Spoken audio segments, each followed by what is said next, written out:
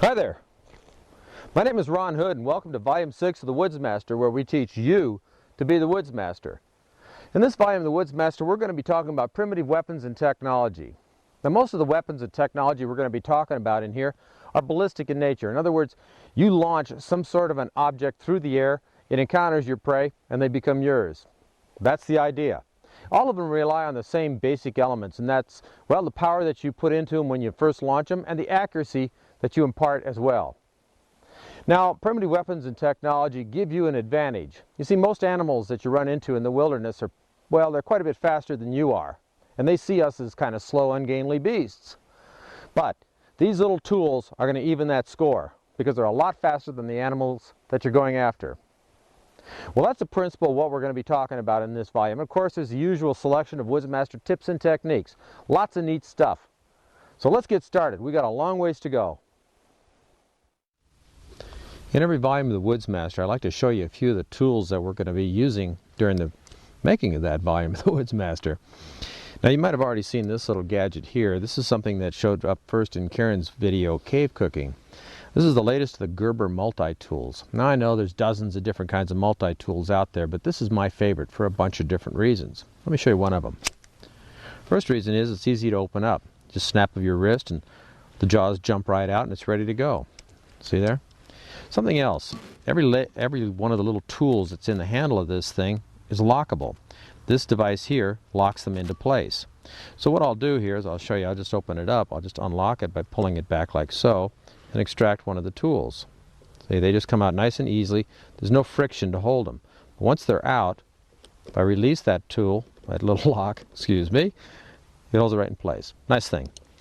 There's something else that's really special about this one here. I'll just pull out this one particular blade. You can see that it's got a little saw blade on it. Now, a lot of them don't have saw blades, but this one does. And this blade is special because it's not just a regular old saw blade, it's a jigsaw blade. That means that you can pull this thing off anytime you want. If it gets dull, you can replace it easily for 75 cents or so. You can also put bone cutting, wood cutting, metal cutting, and so forth. Different kinds of blades on here. And you can keep a bunch of them with you because they weigh next to nothing. But it's a really neat idea that you're able to switch those out so easily. Well, that's the Gerber multi-tool, and this is my favorite of the multi-tools. Good unit. Next thing I'd like to show you is another knife. Now, we've been showing you quite a few different blades as we've gone through the series, and this is one by a fellow up in Montana, a man named Rob Simonich. Rob is a real craftsman. He's actually an artist in steel. This one here is made out of what's called A2 steel, which is an excellent steel. But there's something special about this. You see here it's got a little cord hanging out of the handle. And I've got to pull hard because it's in there. Whoop, and out it pops. A secondary blade. Rob calls these a parasite blade. And it's a nice little carver, animal cleaner, and so forth. But it's real handy because it sits right up here in the handle of the knife itself. So I've got a small one that I'll get in there and do some work with. And you're going to see this thing doing a lot of work as we go through the video. I really like this knife. It's got a good balance to it. And this one has about a 9.5-inch blade. Now, Rob can make them in any design you want with any length of blade you like. So I'd like to suggest that you get in touch with Rob Simonich in Clancy, Montana to get your own custom blade. Now, if you can't afford a custom knife, I've got something else here that's pretty darn close to being a custom knife. These are a couple of blades that are made by a fellow named Mike Fuller in Idaho Falls, Idaho.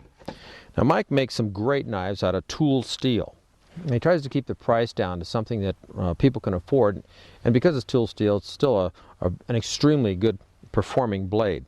These all have canvas micarta handles on them, and canvas micarta is a good, tough material for a handle. When it gets wet, it still sticks to your hands. Now, you might notice that this one has saw blades on the back of the blade itself.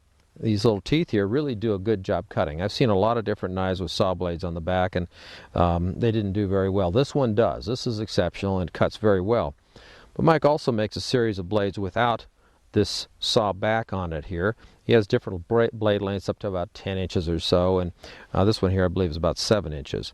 But they're excellent knives, and I can highly recommend them, and they're very economical considering the kind of work, materials, and construction goes into these things. Here's another little one you're going to see from time to time. This is also by Mike Fuller. I'm not sure what the name of it is. We call it the Jeff knife, but it's a tight little knife. You can see it has no handle slabs on it or anything like that, and it's cool for getting in there and doing some tight carving or cleaning animals or what have you. But you'll see these knives as we go along. I was so impressed with the value of Mike Fuller's knives that I asked him if he'd make one specially for us on my design. So he agreed, and here it is. We're calling this the Anaconda 1 and the Anaconda 2. The Anaconda 1 has a 7.5 inch blade, and the Anaconda 2 is a 9.5 inch blade. But they both feature the micarta handles, and they've got a bone scoring gouger right here on the back to help you split up those bones. And it has a lot of other nice features to it as well. Well, that's about it. You've seen the principal tools that we're going to be using in this volume of the Woodsmaster, and there might be a few others, and I'll try to describe those when we start to use them. But let's get out there and put them to work. Long ago, the only two weapons that mankind had at their disposal was their teeth and their hand. Now that wasn't very much when compared to the competition, and we may have been slow moving, but there's one thing that wasn't slow moving, and that's our brains. So it didn't take us long to figure out how to make weapons, and it probably started out with a stick and a rock. This here is probably our earliest attempt at hunting tool construction.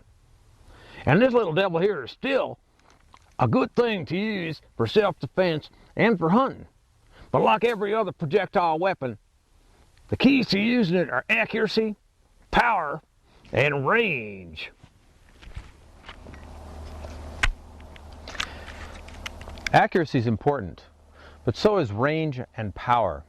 Range is important because it allows you to reach out for some distance and whack that game. And this is particularly important when you're taking down large, dangerous animals. Now, power is also part of the equation because, well, you might have something that has great range and accuracy like a blowgun, but it can only take down just the smallest animals. So you want all three: range, accuracy, and power. There's another element that we add to this, and that's expediency. How easily can you make this tool from the materials at hand? So when you watch this video, we're going to try to evaluate everything with respect to range, accuracy, power, and expediency. As you may already know, in the Woodsmaster videos, we follow the rule of enough. It's good enough, fast enough, and close enough. We do this for a reason. We know that whatever you make in the wilderness has to work. And you can make something that works fast, you can make something that works good, but you can't make something that works fast and good. And usually in a survival situation, we're in a hurry. Now, there's a lot of ways to do everything that you see in these videos. And occasionally you'll hear people say, well, I know another way to do that. I think it's great. There's a lot of ways to do everything. In fact, let me show you a little something here with this piece of wood. Let's assume for just a moment that this piece of wood here represents about 100,000 years of the human's experience on this planet. And let's subtract that by about half. In other words, let's split it in about half. So this little section right here represents, about 50,000 years. Now remember, for the whole 100,000 years, we were developing survival skills. So we've got 50,000 years of survival skills here, 25,000 years of survival skills there, about 12,000 here, around 6,000 in this little space, 3,000, 1,500, and way down here on the very tip is the current area that we are living in, the synthetic environment. This entire time range here is the amount of time we've had to develop survival skills. Sure, there's going to be a lot of ways to do everything. And one of the important things about survival is that you find another way to do it.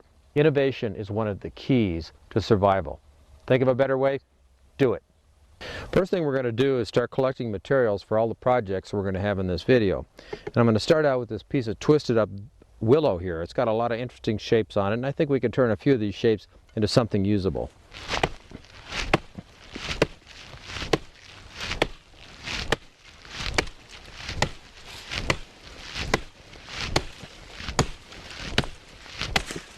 There we go. This ought to be enough.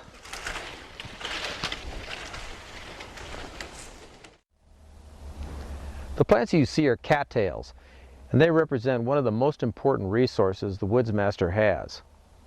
So let's go down and take a look at those, and let me show you some of the things you can do with them.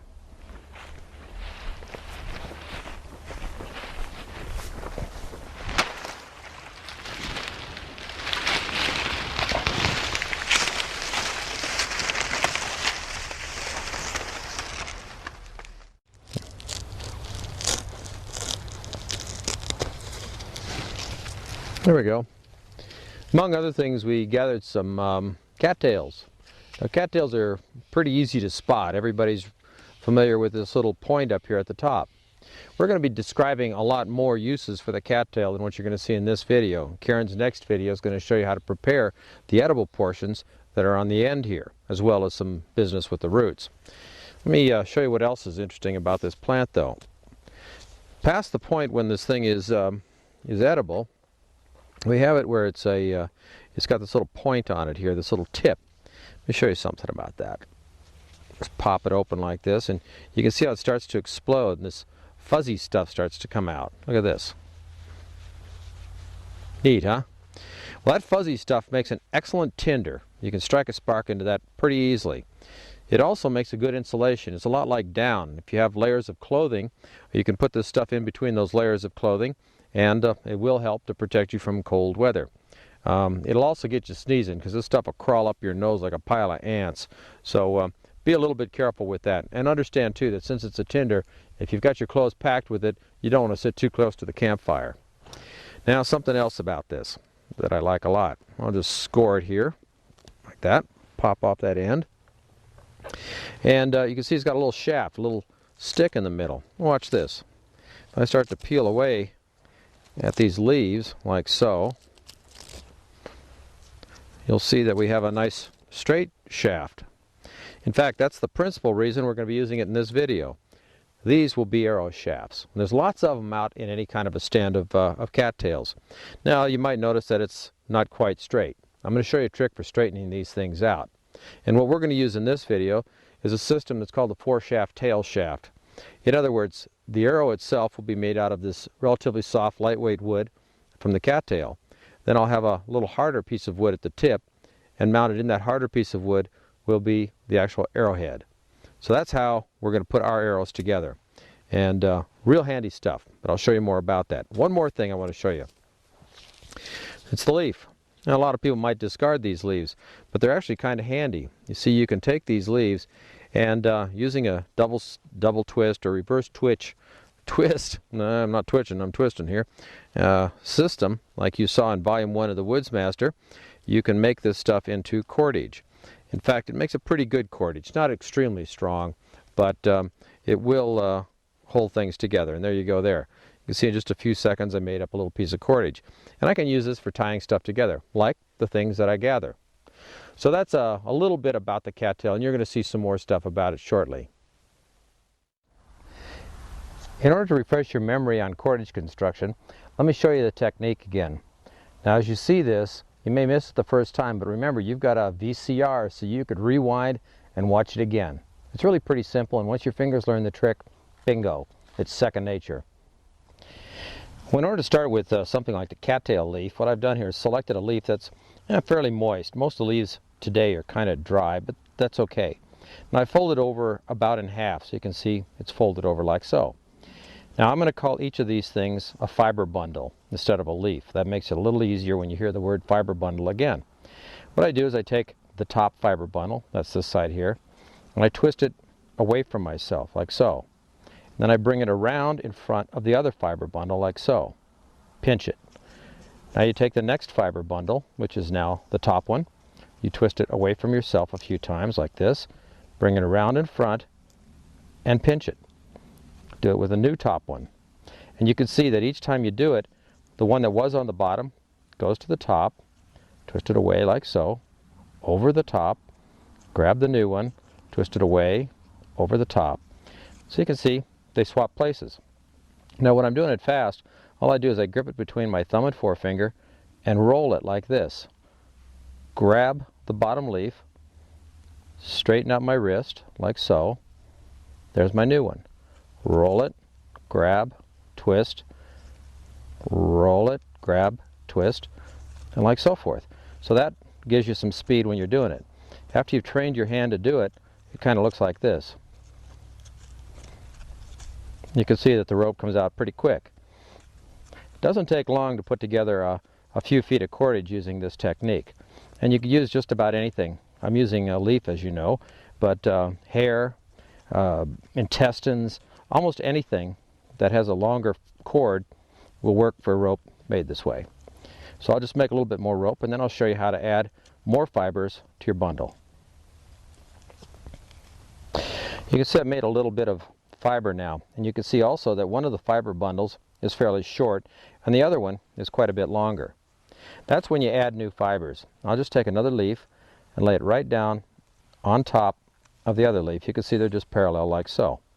And all you do is you grab that new bundle consisting of the short one and the long one and start twisting like so. That incorporates a new leaf. Oops, let me twist this back around here. That incorporates a new leaf in where the short one is starting to disappear. And this is what you do with any small fiber. If you're using, let's say, a fur from a dog or something like that, this technique would allow you to make long fibers out of really very short ones. But you can see now, this is where this little piece here is where I joined the new leaf in. Later I'll cut that off. And you can see now I also have two fairly long fiber bundles to work with. And it's just a process of alternately adding on new layers of fibers. Now if I was doing this to make a really exceptional quality rope, I probably wouldn't add an entire leaf in there. I'd just add a few fibers and bring the combination of both of these fiber bundles up to a common diameter, and as the diameter starts to decrease, add a few more fibers to it. And that way it'll be a nice looking piece of rope, it'll be good and strong, and I'll have unions of fiber bundles in a number of different places.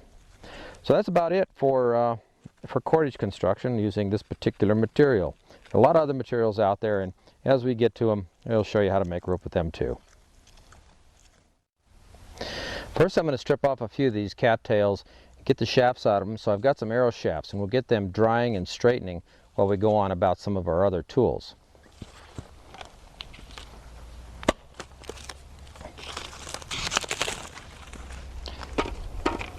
Well, there you go. There's about 10 arrow shafts right here. Now, it's important to realize that with an arrow shaft, well, it's good to have them straight. We all have heard that phrase, straight as an arrow. Well, how do you check to see if it's straight? Well, there's one way, of course. You look down it and you say, well, that doesn't look very straight. Another way to do it, and straight enough for an archer, at least the kind of an archer we're going to make, is you just roll it down your hand like that. If it wobbles, it's not very good. So that's one test. It's just a little field test for how straight it is. Now, in order to straighten these, there are a lot of different techniques. One technique involves having a nice straight shaft, something like an axe handle or a walking stick or something like that. But we may not always have a straight shaft around which to bind these, and that's what we're going to be doing. What we're going to do is we're going to bind these together as a group, something like this, nice and tight down here, here, here, here, and so forth. That way, as these things dry, they're all going to be held straight against one another, and hopefully the collective mass of these things will end up being good and straight enough for our arrows. Because remember, we're not going for 100-yard shots. We just want to shoot the little guys close up. So that's what we're going to do. This is some cordage I made up out of yucca fibers. It's a real good fiber for making rope, and this stuff is pretty old, but I think it'll do the job. Now what I'm going to do is start by just putting a piece of the fiber in between a couple of these sticks, about like so. That's good enough to hold it, because we're not going to be going too tight. And then I'm just going to fold it over like so, and start wrapping down the length of the bundle, like so. Now this doesn't have to be so tight that it damages the shafts. In fact, that's something you want to try to avoid. All we're doing is holding them together long enough for them to dry together. And the rope should be strong enough to do that. In fact, I could have made cordage rope out of just the cattails themselves and used that to bind this bundle together. That would have been the expedient way to do it. But I figured since I had this other cord, I'd use that. There we go. We're coming up to the tip now. That's pretty good. Now you can see we've got a smaller bundle here because we've only got a few really long shafts. The longer shafts are going to end up being spear tips or spear shafts here. There we go. Just about there. Boy, I think that looks pretty good. Just pull that down in so. Wrap it around one more time and pull her down in like so. And that'll do it. That'll put a little twist on this top one, but it doesn't make much difference. So that's it. Now we've got a bundle of arrow shafts that I'm just going to set aside to dry while we pursue some of our other construction.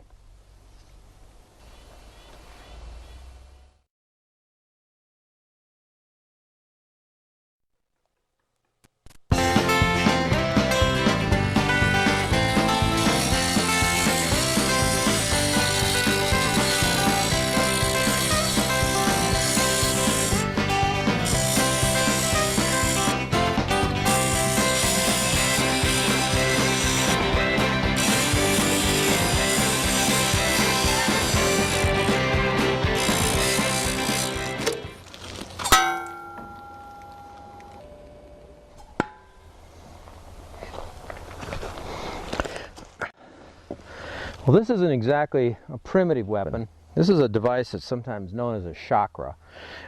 This is my own kind of modification of it. Well, anyway, it's in there pretty good. It's made out of an old saw blade. I'm going to show you how to do that. But there's a lot of uses for this little tool. In ancient times, they used to use these as weapons. They'd throw them something like a frisbee, and because it has a razor-sharp edge, did terrible damage to the enemy.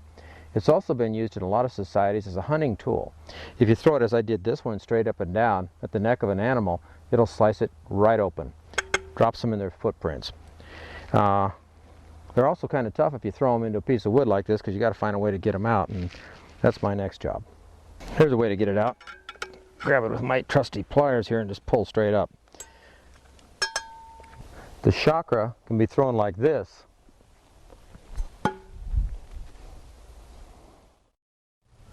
or you can throw it straight up and down like this. So there's the chakra. Now the chakra has some real limitations. It takes a lot of power, it doesn't have much range, and the accuracy is limited by the amount of practice that you put into it. You can increase the range and accuracy if you want to cut out the center section of the thing and make it into something that looks like a giant washer. If you've ever watched television, perhaps you've seen some program called Xena. She carries one around. In fact, in ancient times, the washer-type chakra was put on a stick and spun around on top of the stick and then released. And they had a lot of range, a lot of accuracy, and great power because of the extension of the stick. How about expediency? Well, it takes a grinder and a saw blade in order to make one of these things, so it's not something that you'd make in the wilds. But making one before you go into the wilds might not be a bad idea, because there's some other things you can do with one of these that you might not have thought of. The other use for the chakra involves a piece of wood. Let me show you how we do that.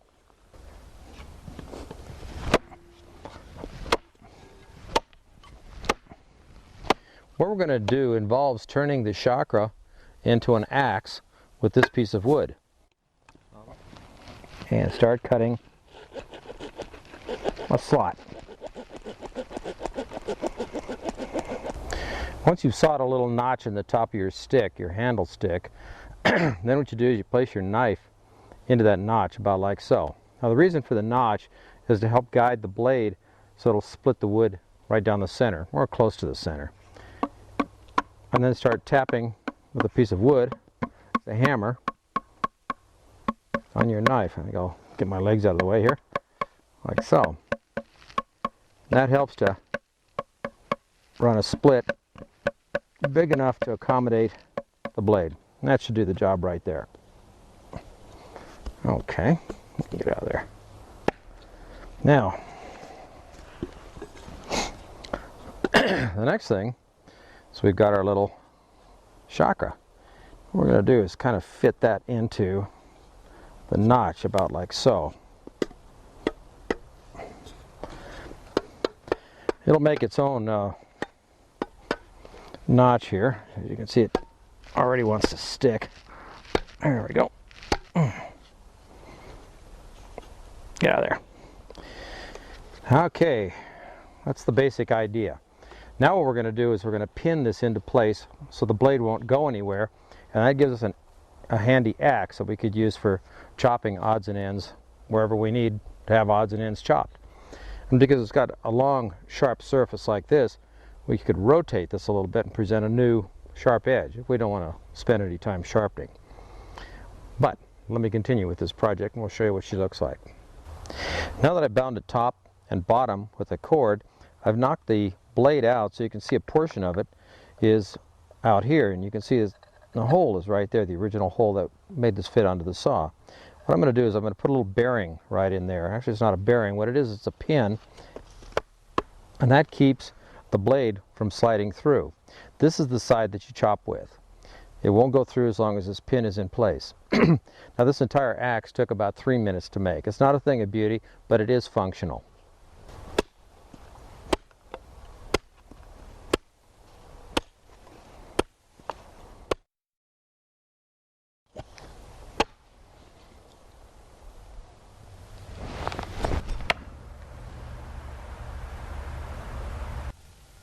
Now you've seen what the shocker can do. Now the shocker is pretty easy to stick because it has, well, it has points all the way around, or at least it has an edge all the way around. And that makes it an easy thing to throw. It's pretty effective. But a lot of times when you watch movies, you'll see some fella pull out one of these. He throws it through the air, and bang, as soon as it encounters its target, the target drops, there's dead silence, and it's always effective instantly.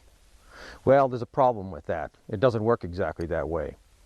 But let me show you a little bit about how you throw one of these things, so at least you'll know how to toss one if you ever want to know that. When you want to learn how to throw a knife, the first thing you want to do is start out with real throwing knives.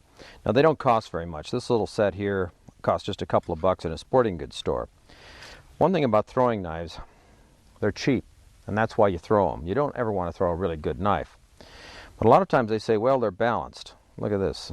They're not exactly balanced in the center. They kind of balance there, but then again, everything will balance at some point. In fact, when you're going to throw a knife, one of the things that you'll learn pretty quickly is that any knife can be thrown. You see, this one here is clearly not very well balanced, but it does balance someplace. So any knife can be thrown. Just keep that in mind. The trick is in how you release the knife and the distance from your target. So let me show you that. The easiest way I know to show you how to throw a knife is to start with your body to the target. And this is the target. So I'll stand directly in front of it. Now what you do is you take 2 steps, just like this, and that'll get you a given distance away from your target. Then you turn to face your target. That distance is going to be roughly 1/2 of a revolution for the knife if it's properly released.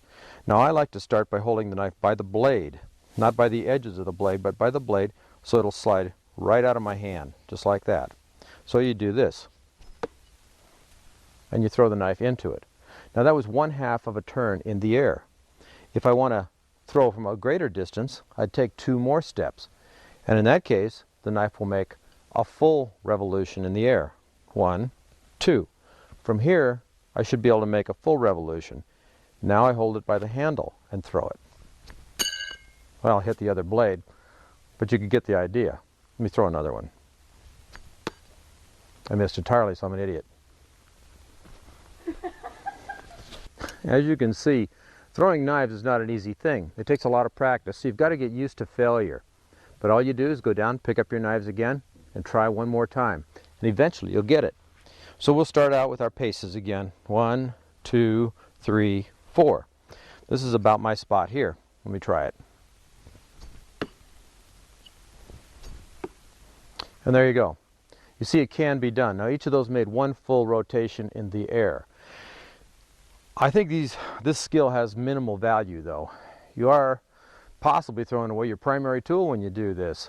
And for sure, you're taking a chance on losing the thing or damaging it or whatever. But it might be good in an emergency. Now remember this too, when you're learning how to do this, it takes a little time to learn how to do it at a given distance. The next thing that you learn how to do is throw it harder. Go to those given distances and learn how to toss the blade with more force. After you've captured that skill, then you move on to intermediate distances, and you'll find that there are certain kinds of releases from your hand that work better at the intermediate distances. In a few months, you may be good enough to, well, to hit your target consistently. So that's about it for throwing blades.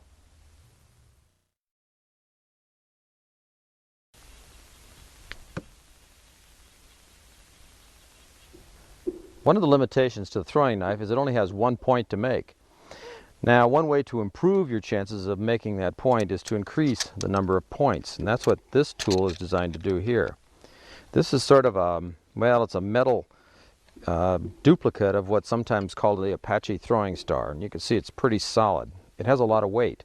That's something else that's important. When you're throwing something with a blade, it should have lots of weight. This has lots of weight, but generally throwing knives don't have much.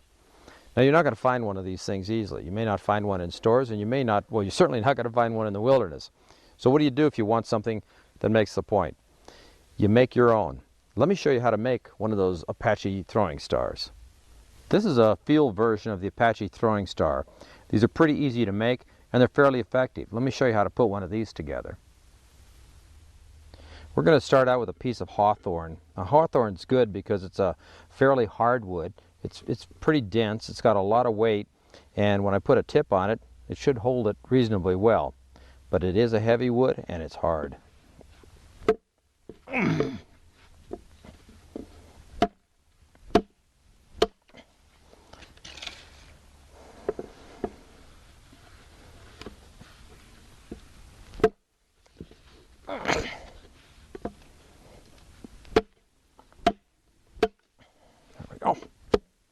Start by cutting two pieces of wood roughly the same length. You can see that's about what I've got there, and you can judge by the thickness of my thumb about how thick the wood is. After you've cut those, the next step you want to take is you want to put a kind of a tip or a point. This is just a temporary point on each end so you can get your balance about right.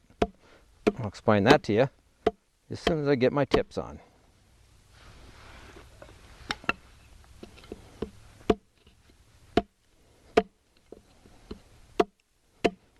After you've got your rough tips on there, you want to take your little knife and start refining those tips a little bit. Be kind of careful because one end of your stick is going to have a point on it, and if it jerks too much, you can stab yourself.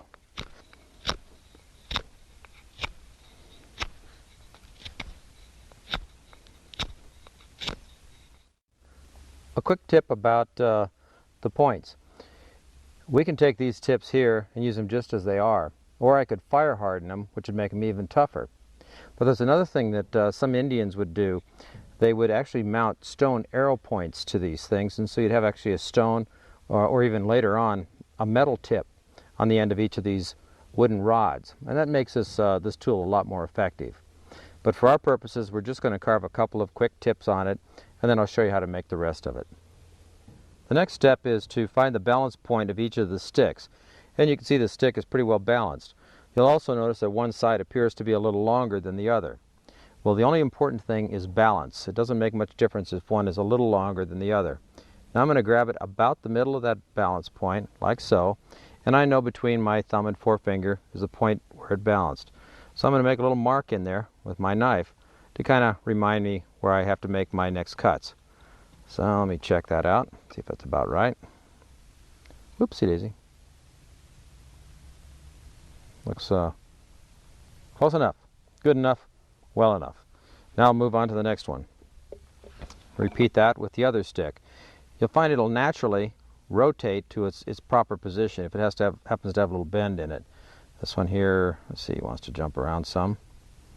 I'll roll my finger, and there we go. That's the balance point on that one. So I'll grab it again, and I'll make a little mark approximately where the balance point is. And then we go on to the next step. This is the point at which this stick balanced. Now I'm going to take the tip of my knife and drill a little hole. It doesn't have to go in far because it's only used as a marker. So that's roughly the balance point for this stick. Now what I'm going to do is take my little knife here and score kind of a line a little ways below and above the balance point. And I'll show you what that looks like in just a minute here. There you go. Now you can see I've made a little area here, a little scored area. What I'm going to do now is I'm going to remove the bark from this area. The reason for that is this. Excuse me, the bark will tend to compress when you make the final assembly on it. And after time it'll loosen up and then your whole assembly will come apart. So what I'm going to do is just use those two little lines I scribed as a sort of a guide for removing the bark from this tool. Like that. Now that I've cleared the center area on both of these sticks, I'm going to take these little marks that I originally made where they balance and lay one on top of the other, something like that. And this will be the shape of our tool. But you can see it's kind of floppy, so we need to stop that. And the way we stop it is by making a notch in each of these two pieces of wood. I make that notch by scoring along the side of one of the cross pieces onto the other, like so. And that'll leave me two little marks, which are probably invisible to you, here and here. And now what I need to do is to remove the wood in that area. You can see the two marks that I made on either side of the center hole of the balance point. This is where I'm going to put my saw. Now I want you to know that it's a good idea to cut on the inside of the marks that you make. It's better that this crack, this little slot we're going to make here, be too tight than too loose. So I'm going to saw a little bit to the inside of these two marks. Like that, Kuma?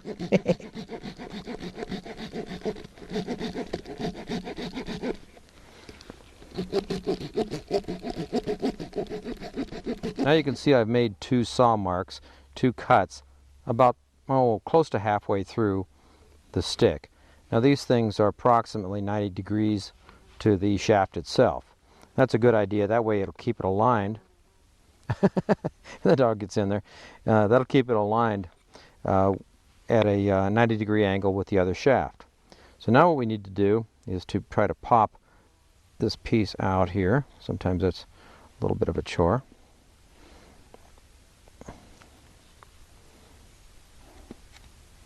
There we go. Just kind of pick at it a little bit and it'll start to tear apart as you go. Hopefully the wood won't blow apart on us here. I'll have to probably get in here and do a little bit more carving, but it'll come out. There we go.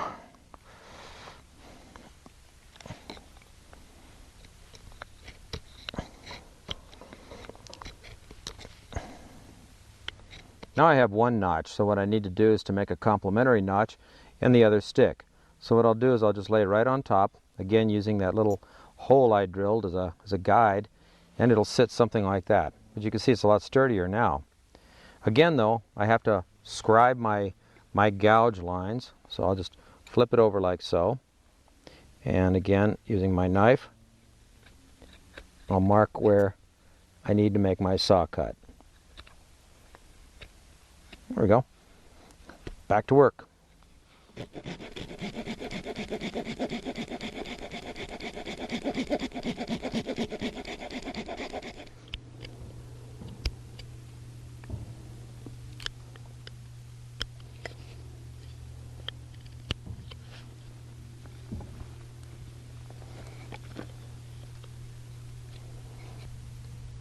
Now I've made both of my notches, so the only thing left to do is to see if they actually fit.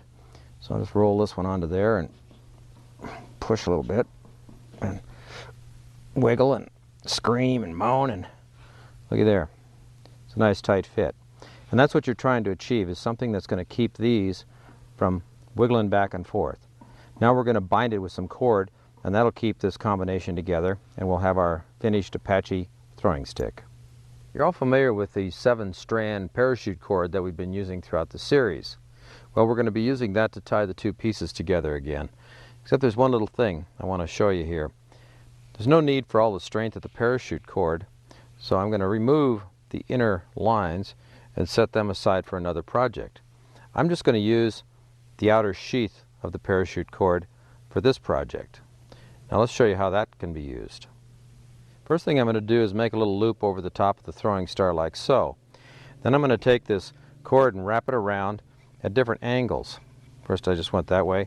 This is kind of up to you. You don't have to be do this in the same way that I'm doing it, but the idea is to trap that little loop about like you see here. I'll take a couple of swings that way, and then I'll wrap it around like so and come up behind. Again, it's not real critical that you follow any special pattern. I know some folks would like you to believe that you need to do that, but you know, it's expedient. What do you feel like doing? Let's get it on. Get this thing made and get it out there in the field working for us. So I'll just wrap it a couple more times in various and sundry directions here. It isn't going to be a thing of beauty, but heck, we don't care about that. As soon as you've wrapped it around a couple of times, you can see I've got this loop sitting up here. Now I take the tail end of the cord that we're working with, push it through the loop, grab the original end, pull these both like that, and pull it tight. And when I do, it'll pull that cord underneath the rest of these wraps. And again, like I said, it's not a thing of beauty, but it's functional. Take that and tie a little knot in it, like so. Try to keep this stable here. There you go.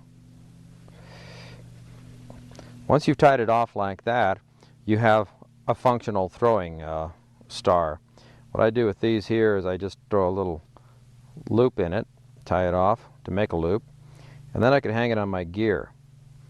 So this is a kind of like a carrying strap, and there's your finished Apache throwing star, ready to toss. Let's see how it works. Here's a little Woodsmaster tip for you. Sometimes these things, after you use them for a while, will start to loosen up like this.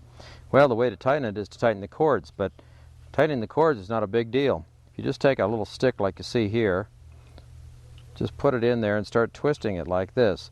That'll draw all these cords together. I just pull them around like so.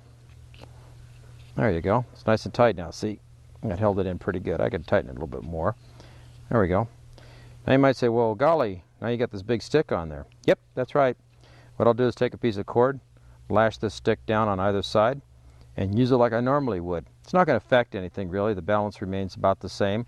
It just has a little bit more weight. That's the extent of it. But there's a Woodsmaster tip for you on tightening up your Apache throwing star. Now that you know how to make an Apache throwing star, let me show you another way to throw a stick.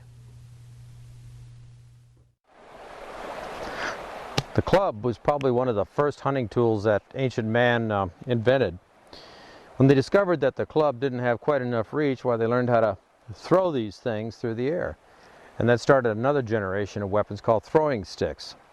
But in the meantime, the club remained one of the most effective weapons. What do they call a boomerang that doesn't come back? A stick. Even a throwing stick isn't designed to come back. This looks a little bit like a boomerang, but it's not. It's a throwing stick. These are really easy tools to make for hunting. They have good range, excellent accuracy, they're very effective, plenty of power, and they're expedient. Let me show you a little bit about how to make one of these. Throwing sticks can be just about any length. I like to make mine about 2 feet long. You can also notice that it has sort of a swept back look to it, a little bit like a boomerang or like a wing. But the similarity to a wing is carried on into another area. In its cross section, it's shaped like a wing. There's a sharp leading edge, it's wider in the middle, and then it gets thin again in the back. And that makes this thing react a lot like a wing. When I throw it, it lays flat, spins through the air, and one end or the other is likely to encounter the animal. And these are really effective in things like covey of quail, birds in trees, and so forth. They're even good against rabbits if you have a good heavy one. Try to find a branch like this one here. You can see it has about the right curvature for a throwing stick, and the diameter is about right. It's about 2 inches or so in diameter. Now where did you find something like this? Well, this one was right close to the edge of a stream, and that's a kind of an area where you'll find the largest concentration of these branches. Now you also notice though that this one is dead, and that makes it especially nice because when you have a dead branch like this, they tend to hold a harder edge for throwing, because remember, your throwing stick is probably not going to hit flesh every time you toss it. It's going to hit a lot of rocks, and these kinds of dense, dead branches hold up better. Once you cut your piece out, all you need to decide is, where's that wing? So you can see it's going to be right in this area here. Now remember, this doesn't have to be a perfect wing. You're not trying to turn this thing into a 747. All you're doing is making a stick that's going to fly a little farther than this stick. But even now, this is an effective throwing stick. After all, it's just a throwing stick. So, start by removing material from the sides. That thins it down.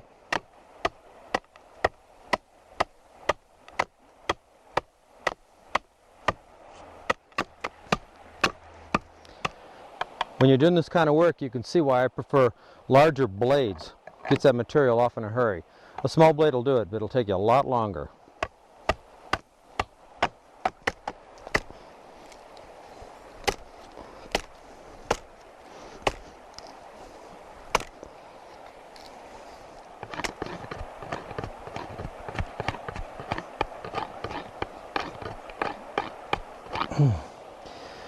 Well, there you go. Took about 5 minutes to make a crude but effective rabbit stick or throwing stick. You can see now I've cut something like a wing out of it. It's not a thing of beauty, doesn't need to be, it's just a throwing stick. And roughly the same thing on the other side. So now it's thin on the leading edge, thinner on the trailing edge, and wide in the wing area. So this should be an effective throwing stick. That's why these are so nice. They have good range, good power, good accuracy, and they're expedient. You can make them in no time at all. Great for small game and birds.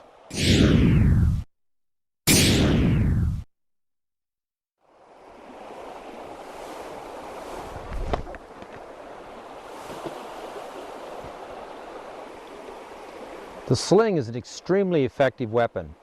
It has great range, great power, and good accuracy once you learn how to use it. These things have been around for a long time. In the ancient days, they used to wage wars with them. They used to claim that they could hit people at 200 and 300 yards. Now, of course, they were throwing 2-ounce lead weights, but just the same, a good heavy rock is going to make a lasting impression on whatever it is you hit. And there's plenty of ammunition around for a sling. That's one of the things that's nice about it. You pick something up, you stick it in the pocket, and you toss it. It's on its way. And you're not limited to a single large charge or large weight. You can load a whole bunch of little gravelly pieces in there and throw it like a shotgun at a bunch of birds. Most slings that you see have strings about the length of this one here. This particular sling is a woven sling made by a fellow named Jim Burdine, who makes beautiful pieces like this one. Well, when I was up in the Cordillera of the Andes in Chile, I came across a bunch of hunters. They had some kids with them, and I noticed that the kids were carrying little tiny slings like this one here. So I asked the hunters, what about those little tiny slings? Well, one of the guys put down his shotgun, reached into his kit bag, and pulled out a little tiny sling just like this. And I said, why do you use such short slings? And he says, well, sir, with a big sling I could throw a big rock a long ways and never hit a thing. But with this little sling here, I could hit them plenty far away, and I'll always get them. So that taught me a lesson. I went away, made myself a little sling, and right away my accuracy picked up. So that's a tip for you. Make a short sling with 1-foot strings and start practicing with that. And before long, you'll catch the idea, and then you're able to sling effectively with a bigger one. There's only 3 parts to a sling: 2 strings and a pocket for the rock. Now each of these strings is a little bit different. One of the strings has a little loop on it, and this loop is intended to go over your middle finger like so. The other string has a knot in it, and that knot fits between your thumb and forefinger. Now when you put the rock in it, all you need to do is let go of the knot, and the rock goes on its way. So that's the basics of the release on a sling. When you're using a sling, there's only about 3 basic motions. It's up to you to decide which one fits you best. Well, there's the underhand, where you swing up from the ground, the overhand, where you swing this direction, and over the head, something like that. Now each of these has something to be said for it. In both of the vertical swings like this, your string is going to be pretty much on line with the target that you're aiming at. So all you have to do is let go at the right time to get the trajectory to go into the right place. On the other hand, when you're swinging over your head, what you need to do is set the angle for the spin to give you the right trajectory, and then all you have to do is let go at the right point in the arc to hit your object. All of these things are learned reactions. It's not going to be easy when you start, but it's a lot easier if you start with one of these small strings and you take a single throw at your target. In other words, just hold it down and then snap it directly at your target. Something like this. And that's it. So start out that way with a single vertical sling, and I bet you'll find that you'll pick up accuracy pretty quickly.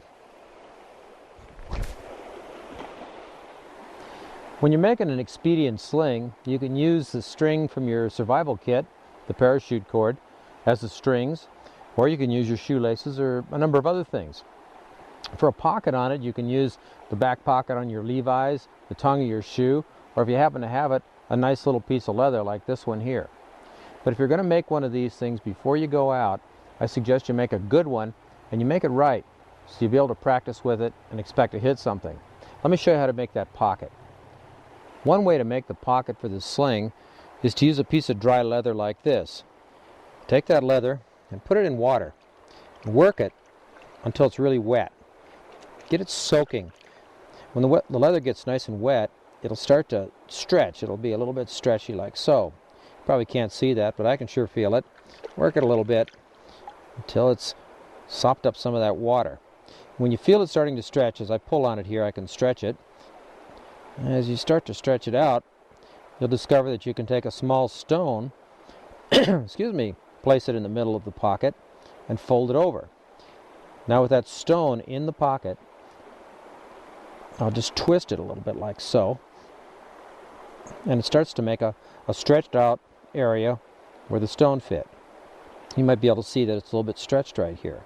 So what I'm going to want to do is work this piece of leather around that stone until it's good and tight, like you see here.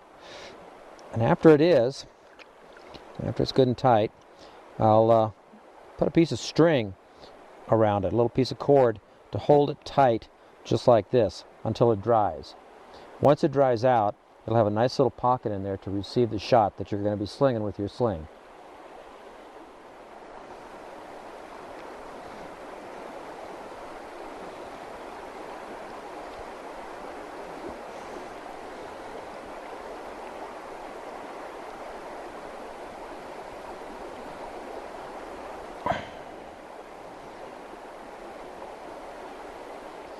After the leather dries, take off the wrapping you put around the top, and when you open it, you'll have something that looks like that. Now, you'll notice that I've drilled two small holes on each end, here, and of course on the other end as well. That's where you pass your sling cord through. And you can see when that pulls, it forces this to turn into a little cup that holds your shot or your rock. Some folks like myself who have rotator cuff injuries have a hard time using a sling. Other people just can't learn how to use one, period.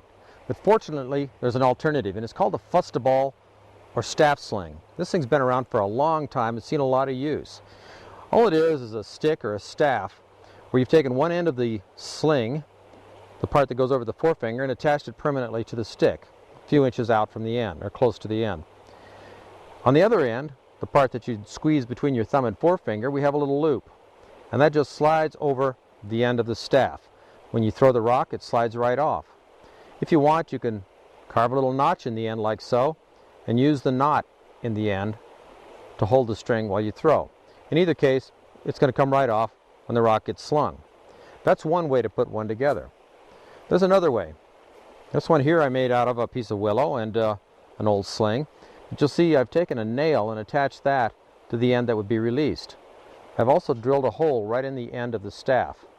The nail slides in easily, like so, and it'll hold the rock in this way. When I toss, that flies out, the rock goes on its way. Real easy system. Now you can make these sling strings as long as you like. The longer they are, the farther they throw. Just the same, this is a great alternative to the regular sling. When you're using a fustible, all you need to do is place the rock in the pocket, something like so. Look at your target and sling it like a bat.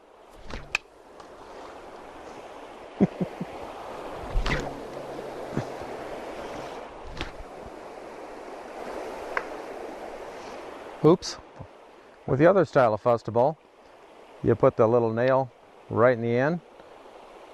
You insert your rock into the pocket, take a look at your target, and swing it.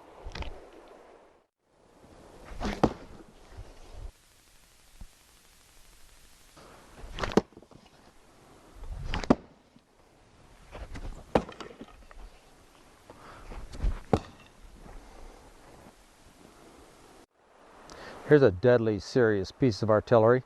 It's called a soup rocket.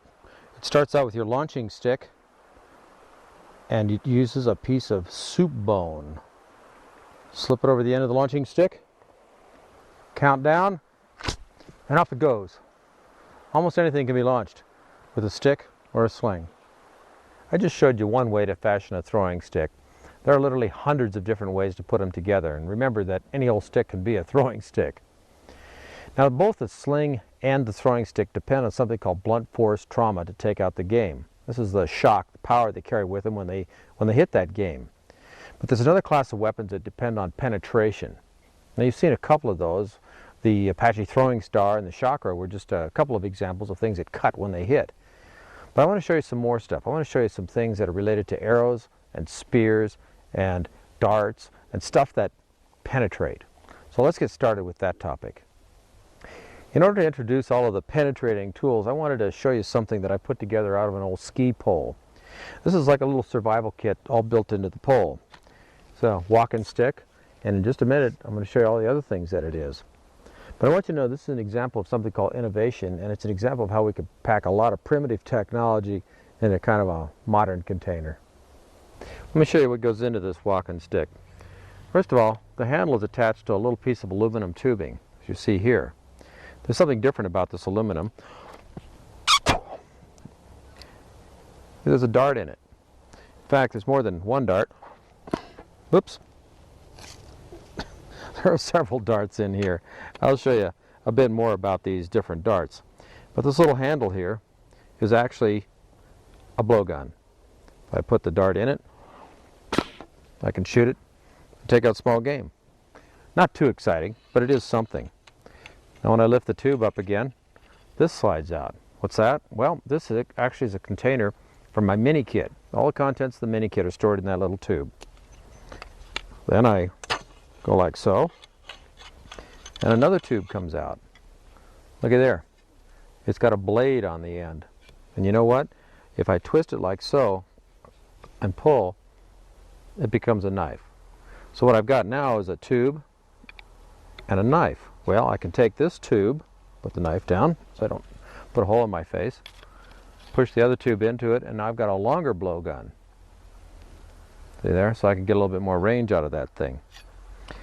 Well, let's see here. Let me just go ahead and put this knife blade back into the end of the tube, like so. And now we have something else. I take that tube and I shove it onto the end of the walking stick, twist it to lock it in, and I now have a spear that's over 6 feet long. That's kind of nice. I've got something small that I can shoot game with, a little blowgun. I've got a knife to clean them with, and I've got a spear. But I'm not very good at tossing a spear. So what I use is the handle for the blowgun, wrap it right around inside this little cord that's hanging there, and now I have what's called an atlatl. And you're going to learn a lot more about that in just a minute. But when I throw, I straighten out my hand like this, and that propels the spear through the air. And I get good range with it. But it's kind of a gimmicky idea for a survival kit, and an example of how we can put a whole lot of stuff together in one little tube. This dart is just a little piece of wood that I ripped out of a hunk of larger wood and just rounded it off with my knife and put a little sharp point on it. Now to guide this little dart, all I've done is taken some gauze out of my first aid kit and a little bit of the white lined cord from the inside of the parachute cord and wrapped it around. This gives it sort of a blob effect right on the end of the dart. This is what's going to act as a guide vein and help to plug up the tube in the blowgun. See, it fits in something like this. Now in actual use, what I do is, I hate this, wet it like so, put it in the tube, and then when you blow, you spit like so. and the dart flies out. Now, not great range, and it's not going to take down big animals, but it's good for birds. Another type of dart that I can make up pretty quickly is this little thing here. And all this is a nail, an old business card, and some duct tape. What I've done is just taken a nail and made a little cone with the business card, and then taped the cone shut so it makes into a cone-shaped dart. These are also pretty effective on small game close up, like so. So that's the basics of making a couple of primitive darts. You need a nail, a card, some tape, or some gauze and a piece of wood, and you're on your way. Okay, you can see the length of the spear that I've got here. It's a little bit taller than I am. Now, how do you throw a spear? Let me show you a little tip that makes it a little bit easier to throw them properly. First of all, you find the balance point. Here it is, right about here. You can see here's the tip, and back there is the tail of the spear. Now, what you want to do is, with your hand, you want to be about 5 inches behind the balance point. That's where you're going to grab it. So with my fingers, I'll grip it at the balance point. I use one hand span behind the balance point, and that is where the front of my hand goes. So the balance point was here, there's your 5 inches, and this is where I hold it.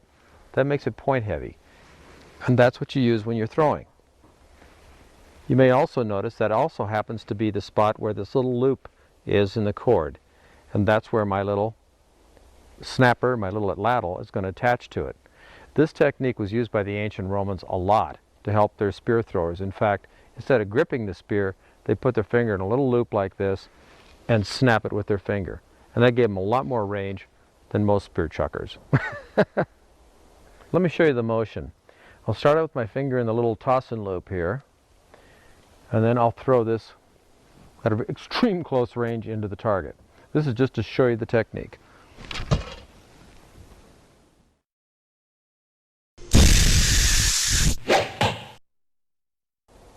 There are many different kinds of atlatls. I've got a couple of designs here.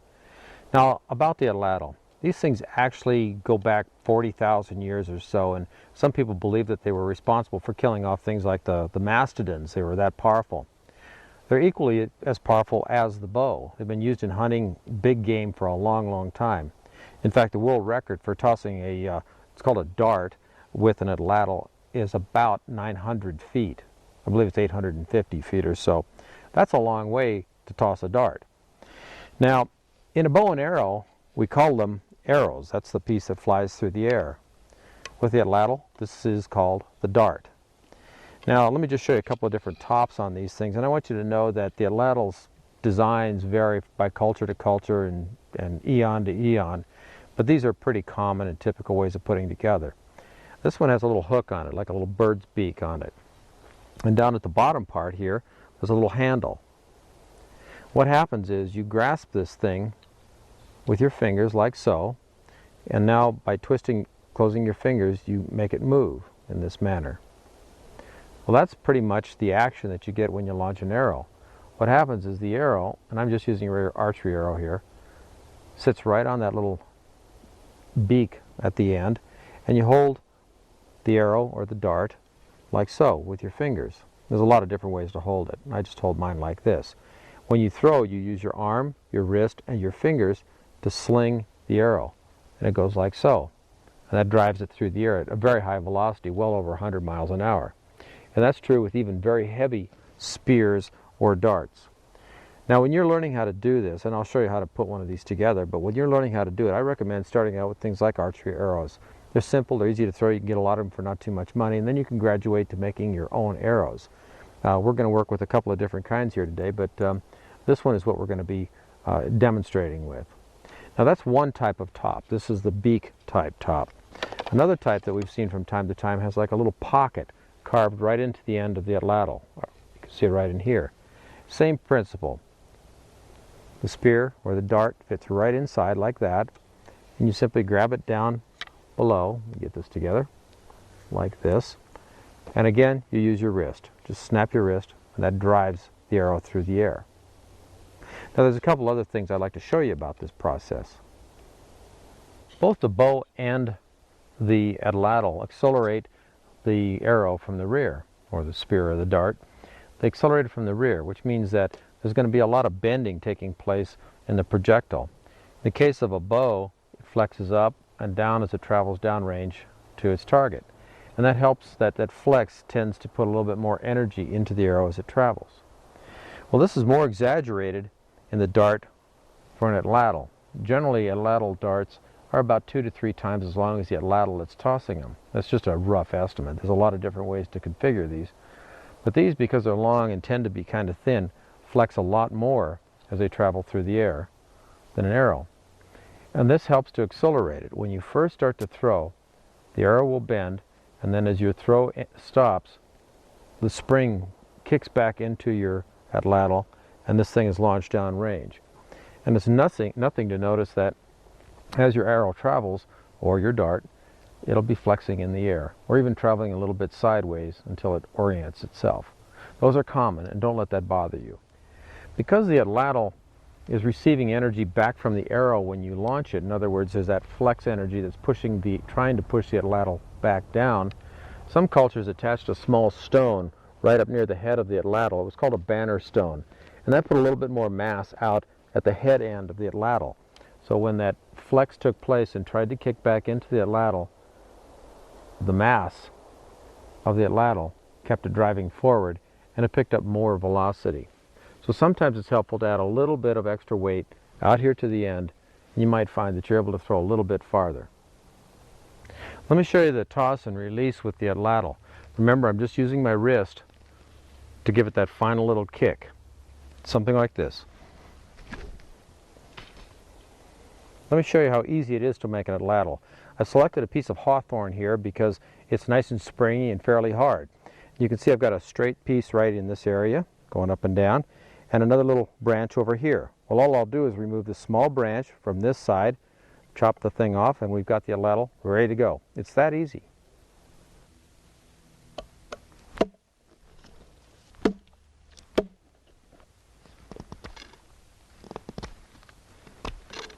There you go. Didn't take but a minute to make the thing, and an arrow doesn't take too much longer. I'm going to show you how to do that in just a moment. So how does this rate? Well, it rates pretty good. 40,000 years of experience tells us this is a good weapon. Easy to make, effective, lots of power, good range, but like all of them, it takes some time to learn how to use them. Oh, man. Well, you've seen how an atlatl can launch an arrow. Sometimes a little too far. Now I think it's time that we started talking about other ways of launching the arrow, like a bow and arrow. Actually, come to think of it, maybe what we need to talk about first is the arrow. After all, that's a common denominator between the two techniques, the atlatl and the bow. And something to keep in mind before we get started on that is arrows by their nature well, they're disposable.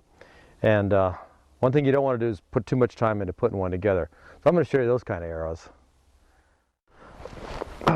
Well, we're going to need a table for this next little bit, so I went out and harvested a plank tree. This is what they make your house out of. We'll use this for our table. When we talk about arrows, I want to start out with, well, I want to break the arrow down into 3 little parts. I want to start out with the pointy end, the tip, the part that actually punctures the animal. Then I want to talk about the shaft, that's that long portion in the middle. And then we'll talk about the guide vanes, or the feathers. This way, whenever you're out there in the woods, you can take advantage of all the different options you've got for pointy ends, middle sections, and guide vanes to make up the arrows out of what you got available. When we talk about tips, I want to start out with this little arrow here. This is actually a Viet Cong crossbow arrow, and this has what's sometimes called a self-tip. The tip itself is nothing more than the material that the shaft is made of. So a sharpened stick can make an effective arrow, particularly on thin-skinned animals. They're really effective on rabbits. And if you happen to lose an arrow made in that manner, it's no big deal. You can go out and make another one in just a couple of minutes. But that's all that is a little sharp tip on a piece of wood. Usually when people think about arrows, though, they think about a stone tip, like this little tip made out of obsidian here. And that's a pretty traditional way of making a tip as well. These kind of things have been around for a long time, and they're a lot sharper, and they give better balance to the arrow. In fact, back in volume 4, we made this example here, as you saw. We made it out of pine sap is holding the thing together. We've got some parachute cord binding the obsidian tip to the shaft itself. Other examples of the same technique using just an obsidian tip, as you see, are these here. They just have different types of points on them. And these points are dictated more by the shape and the quality of the obsidian that we had available when we made them. You can see they can be quite a bit larger or smaller for birds, like this one here. One other thing I want to point out to you when you're talking about a stone tip, you can spend a lot of time learning about lithic arts and how you could do everything perfectly. Well, this really hideous little arrow point here is just a chunk, a little triangle of obsidian that's been bound into a shaft, and you can see it's sort of discolored in this area. Well, a student made this on a trip in about a minute and a half, bound it up, went out and shot a rabbit with it. That discoloration there is just blood from the kill. But even something that ugly is capable of doing the job that you need to be done. And remember, all we want is an expedient weapon. We're not looking for beauty here. So these are things you can make up in just a few moments. Here's an example of a way to make up an expedient tip. This is just a little antler off a small buck. What I did is I just sawed off one side of the antler. That's this little point on this side. Sawed it off with my my Gerber multi-tool there, and then used my knife to kind of shave down the tail end of it here, and also to sharpen the point. But that's a good hard material for a tip, and it's very effective even on larger game. It's got good weight, it's easy to make, and there's a lot of them. Actually, there's 2 points right here on this little antler, and I can take more points by shaving the rest of the bone out here. A piece of bone like this can be a really useful tool as well. You see, this bone is hard, and what I've done here is I broke out a couple of pieces out of the center of a bone here and carved a little tip on it. This larger one here is made out of a piece of rib. I just took the rib and shaved it down, and it too is kind of ugly, but it'll work on a spear. Simple little things like that. So you can see different kinds of bone, like antlers, big bones like this, stone, or even just the material that the arrow is made out of, are all just fine for tipping your arrow. You don't have to worry about being too technical with these things, because really all you want to do is go through some skin, and with the speed these things are going, not a problem. One of the things that makes me want to open up a bottle of kick butt are those books that show how to make a fish spear. And they show these big old points on them, and you're supposed to stab a little slimy fish in the water with a single tip. Well, that's not a good way to make a fish spear. This is a better way to make a fish spear. Let me show you how it works. What I've got here is just a little shaft to represent the shaft that it would be tied to. I've got 2 little pieces of willow here that are bound to the shaft. You can see them hooked right on like so. Right up at the tip here is a little point off the end of a yucca leaf. You can use just about anything, like a hawthorn spine would be fine as well, but you can see that the tips are pointing inward into this fork. Now what happens is when you're stabbing a fish, you don't have to hit them with that little tiny point, you just have to get them in the middle. And this will automatically funnel the fish through. Ouch, they slide through like that. Now when you pull the spear back out, the points grab them. So the idea is they go through the center, I'm not going to do that again, and then when you jerk them out, it grabs them and pulls them out of the water. This is a really easy and effective fish spear. Before we begin discussing our arrow shafts, I want to talk about, well, I guess you could call it innovation. What I've got here are 3 little poles, 3 aluminum poles. And these at one point were part of my tent. They're actually the tent poles. You can see they kind of hook together like that, and they're quite flexible. Well, you know, you could be out there and it might be that somehow you have your tent with you, but you don't have a weapon and you need one. That tent might give you the weapon. One of the things I like about these is they're kind of easy to turn into a weapon. Let me show you what we do with it. We start out with 2 sections that you see here. Now you may remember in your survival kit, mini kit, we recommend that you carry a little piece of tape with you. This could be out of your first aid kit, off a Band-Aid, or just right out of the kit itself. What I do is I take the 2 unions, the joints where these things meet up, and just tape them like that with one little piece of tape. I'm using duct tape here because that's what I usually keep in my kit. And I'll do the same thing again. There we go. Tape that joint up there. Now you can see just that fast I have a shaft. And this is a long enough shaft to be used in an atlatl. That's a hard sentence to say. Try that. In an atlatl. Hey, I did it. Whew. Okay, now, what if you want to make a point? Well, here you go here. I've taken this little tip that came out of that antler, and there you go. I now have a shaft with a tip on it. Kind of neat because it just plugs right in. You might have something like this floating around. Like in a downed aircraft, for instance, the fuel lines in the aircraft could be used as arrow shafts in a hurry. But let's talk about some more natural materials that we'll use for these arrow shafts, and we'll use the same basic principle you just saw, a plug-in tip. One of the favorite techniques I use for manufacturing an arrow involves something called a four-shaft tail shaft system. And what it is essentially here is you've got a foreshaft, and that's this little piece here that carries the tip or the pointy end.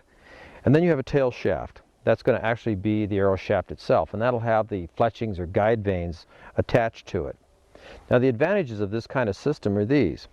Let's say that I'm out hunting rabbits. Well, I plug in a foreshaft about so big and use that for rabbits. Well, all of a sudden a deer pops up, and I go, oh my goodness, I'm ready for that.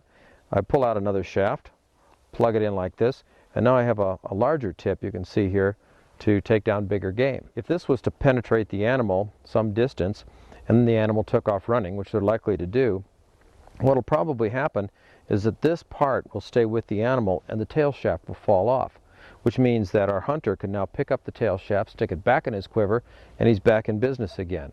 All he has to do is follow the blood spoor and pick up his game. But there's another advantage. What if I miss?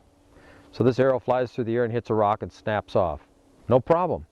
I go over, pull off the foreshaft, stick on a new foreshaft, and the arrow's back in business. You see, there's a lot of advantages to using this. In addition to that, all I have to do is manufacture these little short arrows, and I can carry a bunch of those around with me. There's another advantage.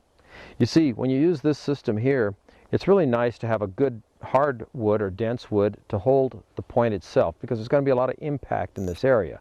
And sometimes when you hit something, the shaft will actually split. Well, this is bound in there good and it's nice and hard. But sometimes it's hard to find a good, long, hard arrow shaft. So what I've done, if you remember, was I collected a whole bunch of shafts from the cattail. Now those cattail shafts are really soft, and if I just bound in an arrow tip and shot something with it, it probably wouldn't work at all. In fact, it doesn't even have very much weight, so it's not going to fly very well. But with this foreshaft plugged into that tail shaft made of cattail, now I have a good balanced arrow that's nice and long, good and straight, and it's disposable. So you might consider the foreshaft tail shaft section for an expedient arrow. Let me show you a little bit more about putting those together. On that little Viet Cong arrow, all they did was take a piece of bamboo, split out a small section of it, sharpen the tip, as you've already seen, and then they cut a little split right at the tail section of the arrow itself. And they took a piece of bamboo leaf and folded it over and cut it so it looked like a triangle. And that's what they've got for a guide vane on here. And then bound the tail with a little piece of, well actually it's parachute cord. And that made it. This is the arrow, that's all there is to it. And these things are good for up to maybe 50 or 60 feet, believe it or not. But that's usually plenty good enough for small game. But let me show you some other ways of putting guide vanes on your arrows. These are the wing feathers from a road-killed raven. Let me show you how to take some of these feathers and turn them into some fletching or some vanes for your arrow shafts. Now, the system I'm going to show you is pretty quick. It's based on the notion that, well, you can split off the parts you want right off the feather. Now you might notice right in the center of the feather there's like a little groove goes along the feather. What we're going to do is we're going to stick our knife right in that little groove and follow it for a ways, like so. And you can see how it's split right on the portion of the feather that I cut there. I'll just tear that off. Now you can see we've got part of the vane already set to go. Now what I'm going to do is I'm just going to take my knife and I'm just going to trim off the remaining feathers on this one side of the quill, like so. There we go. Not doing a great job, but then again, we're in a hurry. The next thing we want to do is we want to get in here into the back on the other side of the quill and slice off the bigger feathers here.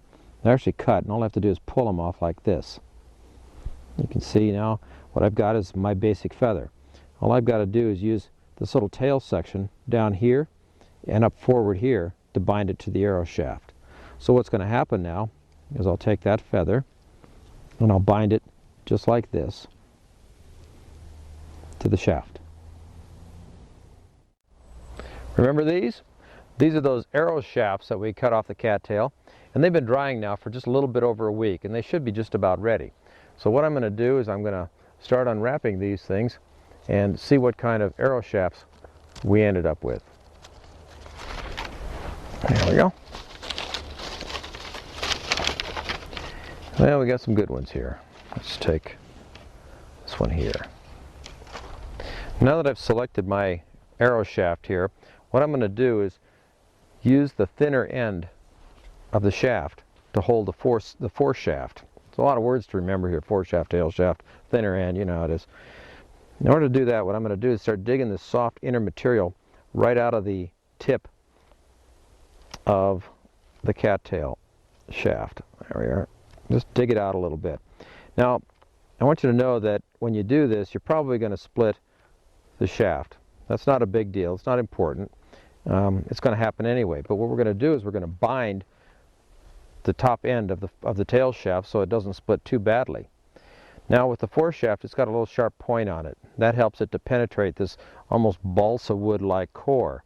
So I'm going to spin it a little bit as I push it in like that, and try to hold it so that it doesn't split too badly up here at the top. So I'll just give it a little pressure and push it in and spin it, and it kind of drills its way in like that.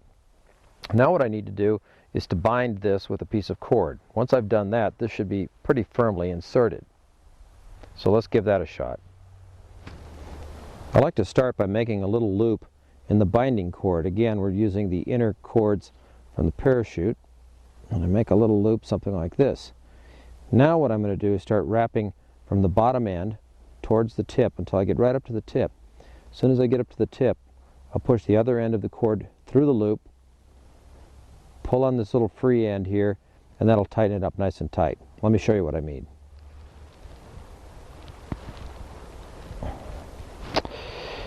Well, that looks about right. That's pretty well got it bound up. Now I pulled this nice and tight.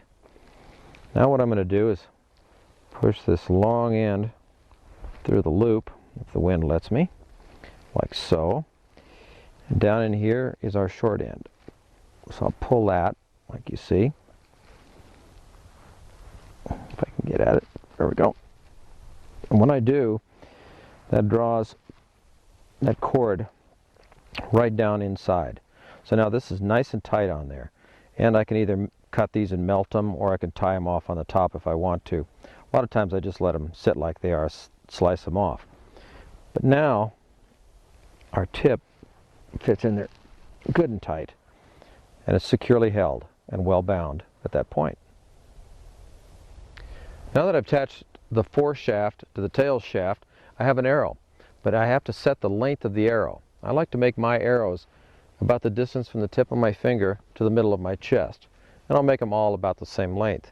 That means I'm going to need to cut the tail shaft right here about where my chin is. So in order to do that, I just take my little knife and I spin it a little bit like that to cut it in, just as you've seen many times before. And as soon as it's cut into the material, work it back and forth, snap it off like so. So now I have an arrow that's approximately the right size. It's close enough, good enough, and done well enough to work. So let's put some fletching or some feathers on it. There's at least a couple of ways of binding your feather to your shaft. One way is just to take your little feather, and remember we split this right in here, so it's kind of hollow in there. It'll fit right up tight against the shaft. Just lay it right on there along with the other feather and bind it in place. That's all there is to it. Another way calls for putting the feather on upside down, oops, like so. Try to grab that.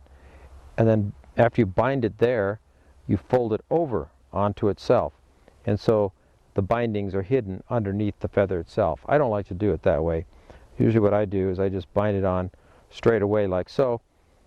It's easy, it works good, and it's done fast. So let's get that done now. Now that I've attached the forward end of the feathers to the shaft, and incidentally I use the same wrap as I used on the tip of the force shaft. So just do the same thing there. But now that I've got them attached, I actually have a functional arrow. This would shoot just fine the way it is. It's not going to travel a great distance, but then again, you're not going to stand so much of a chance of losing your arrow. But if you want it to travel farther, you need to bring the tail portions of the feather in. And all you need to do then is to bind them directly to the tail shaft in the back. There you go. I've got an arrow. Now, next step in this process is to go ahead and take some of that pitch stick. You remember that thing? We made it in volume 4. Take some pitch, which is made from pine sap. We showed you the process. And put a little tiny bit on each of these cords. Down here where the foreshaft goes in.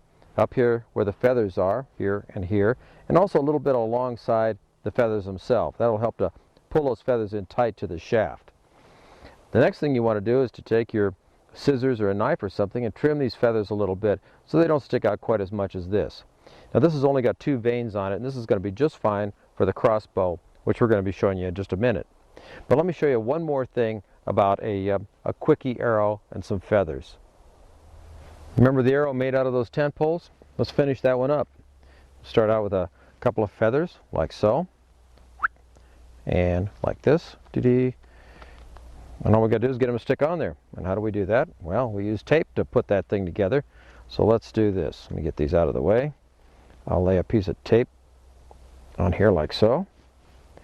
And I'll put a feather right like so. And another one like that. Remember, this isn't a thing of beauty. This is just a functional piece. Just wrap it around like so. Got to fool with it a little bit. There we go. And that's it. Now, probably want to make this a little neater, so I'll just take another piece of tape here. Split the arrow. Let's see, like so. Got to move your tongue just right when you're doing this, you know. Get that just right. There we go.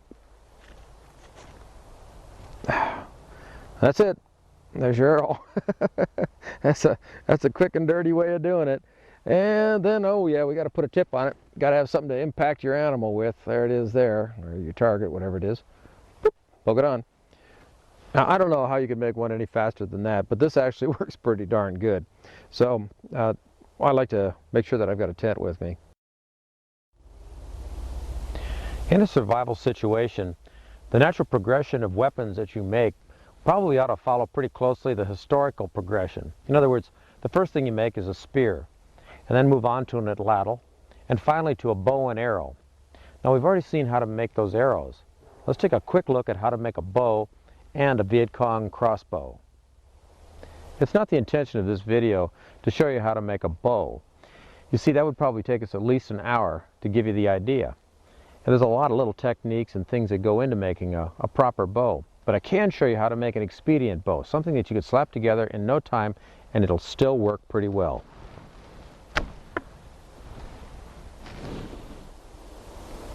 An improvised bow is pretty easy to make. In fact, back in volume 1 you saw how we make a fire bow. And here's my fire bow right here. See, the fire bow can actually be turned into a weapon. Your primitive, expedient weapons don't have to be very sophisticated. In fact, most of the primitive weapons you're going to make are going to be fairly weak. They don't take a lot of power. That's because you're not going to be hunting deer with them. The intention of these things is to go out and hunt rabbits and squirrels and small things like that. And it gives you good range and lots of speed. But you don't need to go after the big game with these things. Okay, I have a question for you. What can you do with 7 tent poles, 2 empty shotgun shells, a little bit of duct tape, and some parachute cord? You can make a bow.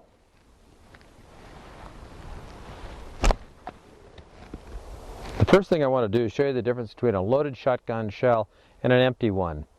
I know most of you know what that is, but if you don't know, here's how you tell. In an empty one, you can stick your finger down inside like so. In a full one, you can't.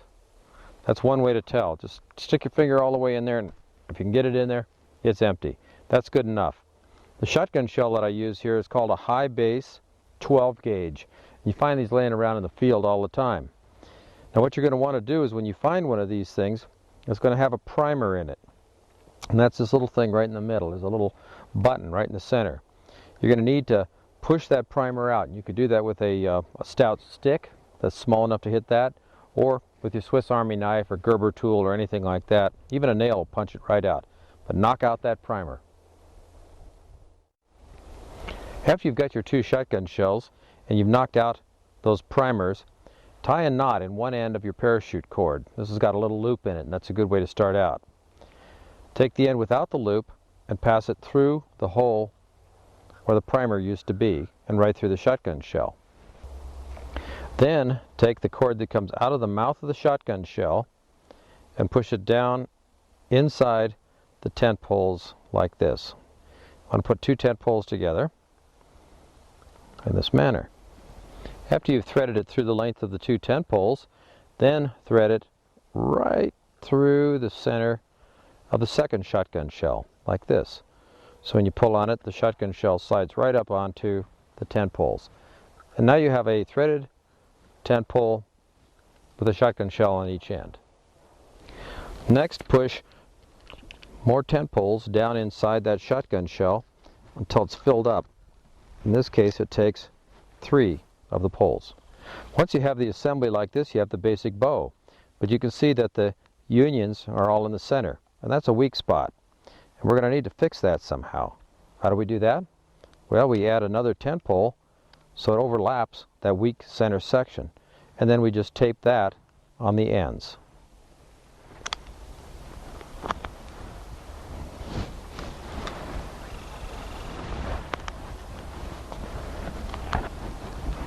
Now we have the bow. All we need to do is to take the long end of the string, pass it through the loop up here, pull it tight, put a couple of loops in that cord so she doesn't go anywhere, like this. And as soon as that's done, we have a bow. It's as simple as that. Watch.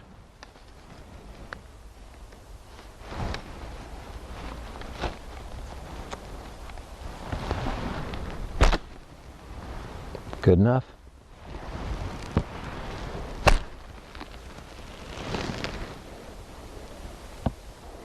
So why did I take out that time to show you how to make a bow out of tent poles?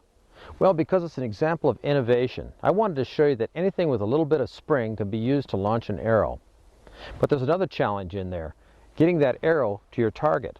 And that's where the Viet Cong crossbow comes in. This is the first Viet Cong crossbow I ever saw. It was used as a booby trap, and right after it went off, I took it. What's important about these things is not that the crossbow you end up making looks exactly like the ones they made, but that you learn that there are ways of putting these things together. The critical parts on these things are pretty much just the stock and the trigger. You've already seen that you can use almost anything as the bow itself.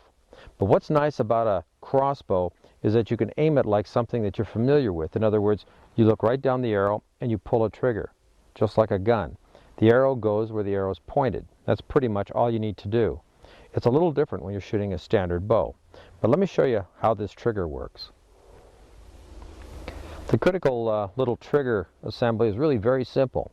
All it is a little movable piece of wood here, and the string rests against the back side of it. When it's cocked and ready to go, that string is sitting there. As soon as the trigger is pulled like this, that angles the back side of that piece of wood. The trigger allows the string to slide forward and engage the arrow. So it just slides up the top, engages, and moves on its way.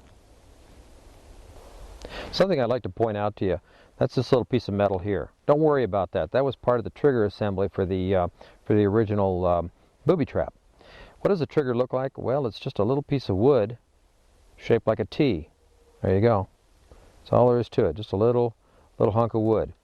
And it drops down into a slot. The slot's smaller on the top than it is on the bottom. Down in this area here, it's a long slot, so it'll tilt like that. That's pretty much all there is to the Viet Cong crossbow trigger. But let me show you some more stuff. Here are a couple of the crossbows I made out in the field. Now, neither one of these things is a work of art, and they weren't intended to be. All they're supposed to be is functional. Now, you might notice something a little bit different on this one that the Viet Cong crossbow didn't have. That's this little piece of wood right here that you can see moving back and forth. That little piece of wood is what I call an arrow keeper, and it's designed to hold the arrow when you're walking. It just presses down on the arrow, and what's holding it down is just the cord that's tightened on the back. Now the arrow keeper serves a couple of functions in addition to holding the arrow in place. It also helps to guide the string directly into the back of your arrow. So when you squeeze the trigger, the string hops up, engages the arrow, and drives it on its way. On this bow, I've tightened the arrow keeper down the way it should be. It should be nice and tight against the top of the bow. And I wanted to show you this because on the other one it was wiggling around a little bit. But you can see when the arrow keeper is holding it down, this little bolt doesn't go anywhere. I want you to know that the bows we make aren't designed to knock armored cavalry off the back of horses. These are designed to shoot small game just like our bow was. Now when you're cocking one of these things, you need to be kind of careful. You just pull straight back until the string is directly behind your little T-shaped trigger mechanism. As soon as you've done that, you can go ahead and slip an arrow down in the channel underneath the arrow keeper. Now, when you squeeze it, it's just the same as when you shoot a regular weapon. You just pull the trigger and it shoots the arrow off. These little arrows here are from a pistol type crossbow that I picked up at a surplus store. And I think about a dozen of these arrows comes in at about $4 or $5. I like to buy these things for use with the crossbow when I'm making one. It gives me a chance to test it, and I don't feel badly if I lose one. If you decide to make a crossbow, the first thing you should do is go ahead and make your bow and arrows. That way, at least you have something you can hunt with while you're working on the stock. Here's an example of a piece of wood that could be used for a stock on a crossbow. It doesn't look like much, in fact it really isn't. But I've selected this because it has a big lumpy knob of wood right up in here. This little knob where there was originally two branches coming out is going to be the area where I'm going to anchor the bow. Now, something else about this. When you set up one of these things, what you want to do is you want to make sure that the position for the trigger is going to be roughly 1/2 of the length of the bow. In other words, I know the bow is going to be mounted up here at the crook. If I take the tip of the bow, place it there, roughly at the end of where the bow flexes, which is right in this area here, that's about where I'm going to cut my trigger mechanism. That's where the front face of the trigger is going to go. So that is going to be the dimension, or at least the size and proportion of the finished bow. I'm sorry, stock. When I was getting ready to start working on that stock, I looked up and there it was, a better stock. So I went over and cut it down, and here it is here. It has the same features I showed you. Big knobby section here, only this one is nice and straight. It's going to be a lot easier to work with. Now remember, in order to measure where we're going to be putting our trigger face, we're going to take 1/2 of the bow length, and this is where we start. We're going to measure it up, and right around in here, where my finger is where we're going to be cutting the face of the trigger mechanism. So I'm going to get started on this. Well, I'm going to start by cutting off this extra material just forward of the joint. Now that I've sawed that off, this is the area where the bow is going to go. Next step, cut the stock off to the right length. I know that the front face of the trigger is going to be about where my thumb is. So what I'm going to do is add about 4 inches or so as a gripping area. So I'll cut it off about this length. Well, there's the blank. Now I know that my trigger is going to go right about here, and that's where I'm going to make my next cut. But I also need to decide what's going to be up on the bow. I know that the front face of this is going to be holding the bow, and we need some place to lash it to. So that means that this portion here is going to be the top of the bow, and my cut will be made right there. You want your trigger cut to be as close to 90 degrees as you can make it. And I'm going to go down about halfway through the branch. I like to make 2 cuts. This one here is for the trigger face, and this one here is so I can pop this chunk of wood right out of there.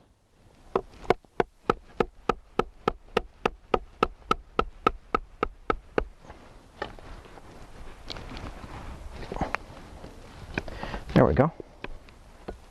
Now we have the area where I'm going to cut in the trigger.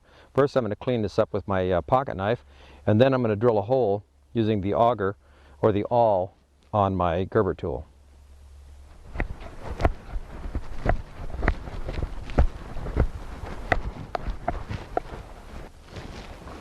Okay, I'm drilling right up against the trigger face here, and it's right in the center of the piece of wood. As soon as I get through as far as the awl will go, I'll start in from the other side. Once the wood is nice and soft in there, I'll start whittling with my knife until I've made a little channel to carry the trigger.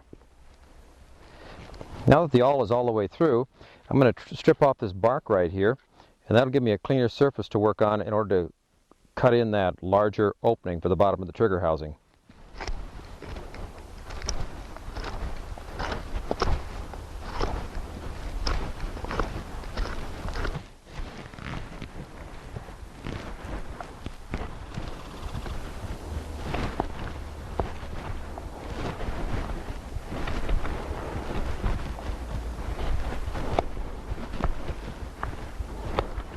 Now I've got a larger slot on the bottom of the stock. This is where the bottom of the trigger is going to go. On the top of the stock, I have a smaller hole, and when I put the trigger in there, it's going to allow it to ramp like that. Now that I have my trigger slot ready to go, I can go ahead and put the arrow ramp on the top of the bow. I know where this trigger is going to go, so now I know where the arrow is going to fly. Right here. The easiest way I've found to make the trigger is to carve it right on the stick. I've just removed some of the bark off the outside of the stick, and what I'm going to do is whittle the actual shape of the trigger right on here. When I'm done making the trigger, I'll just break it off. That way it's easier to control when you're doing your whittling.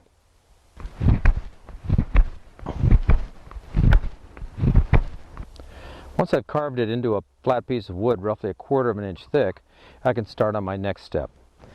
The next step is to mark the where I'm going to be cutting in for the T of the trigger. It's down about 3/8 of an inch in this case, and I'm going to make 2 marks, one here and one about there. The width of the trigger will be between those 2 marks, and I'm going to remove all of this material in here. With my saw, I made 4 little cuts. Now with my knife, I'm going to pop this piece of wood out, and I'll have the T for the trigger.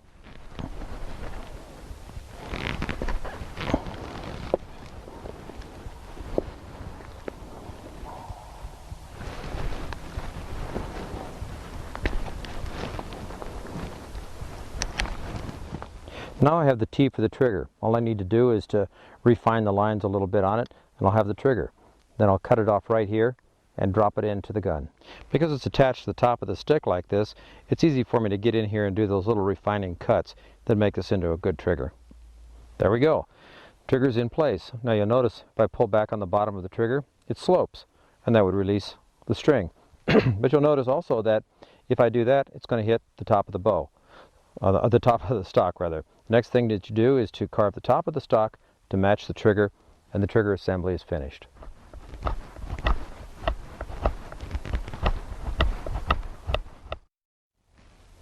Now I've carved the top of the stock to match the trigger. The next thing is to mount the bow. Mounting the bow amounts to nothing more than cutting a place to accept the bow and then lashing the bow in place.